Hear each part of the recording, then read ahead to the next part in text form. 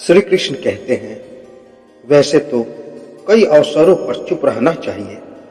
चुप या मौन रहने के कई फायदे भी हैं और नुकसान भी। कुछ ऐसे अवसर होते हैं जहां पर हमें बोलना जरूरी होता है और कुछ ऐसे मौके होते हैं जहां पर चुप रहने में ही समझदारी है।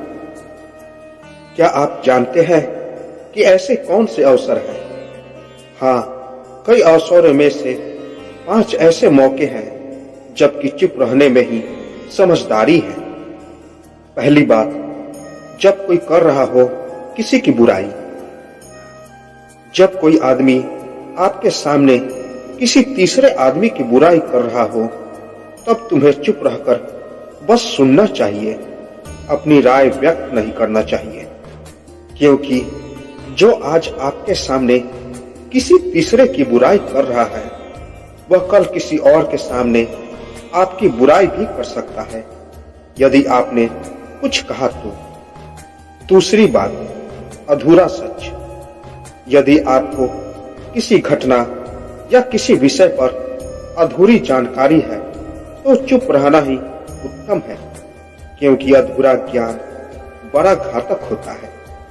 यह आपको हंसी का पात्र भी बना सकता है या किसी बड़ी मुसीबत में भी डाल सकता है। तीसरी बात, जब कोई नहीं समझे आपकी भावना को।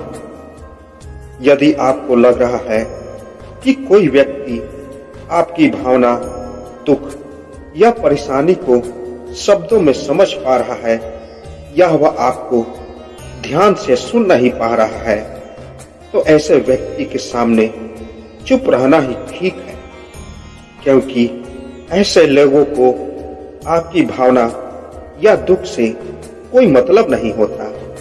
ऐसे लोगों को अपना राज बताकर आप पछताएंगे। चौथी बात, जब कोई इंसान अपना दुख व्यक्त करे तो। यदि कोई इंसान अपने दुख या परेशानी को आपको बता रहा है, तो इसका मतलब यह है कि वह आपको अपना समझ रहा है। ऐसे में तुरंत ही उसे समाधान बताएं कि बजाय चुप रहकर उसकी दुख या समस्या को सुने। उसके दुख या समस्या को किसी और को न बताएं। पांचवी बात, क्रोध या घृणा करने वाले लोग। जब कोई अपना या कोई सगा संबंधी आप पर क्रोध कर रहा हो, आपका अपमान कर रहा हो या घृणास्पद शब्द कह रहा हो, तो आपको उस वक्त चुप रहना चाहिए, ताकि सामने वाले का गुब्बार पूरी तरह से बाहर निकल जाए। आप यदि सही हैं तो उससे कतई माफी न मांगे और चुप रहकर सही समय का इंतजार करें।